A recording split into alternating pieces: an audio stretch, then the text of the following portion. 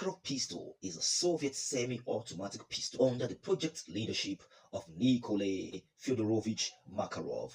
Manufacturers Izhevsky Mechanical Plant between 1949 to 2013 in USSR, Russia. Then the Kalashnikov concern started manufacturing this revolver between the year 2013 to our present day, also in Russia. Ernst Thälmann, Germany. Arsenal AD in Bulgaria, Norinco in China factory also produced this revolver. Numbers built so far 5 million pieces. Mass, this revolver weighs 730 grams, that is 26 OZ. Length is 161.5 mm, that is 6.36 inch. Barrel length 93.5 mm, which is 3.68 inch. Cartridge, the 9.18 mm Makarov or .360 auto action blowback. Muzzle velocity 315 ms, that is 1030 feet per second.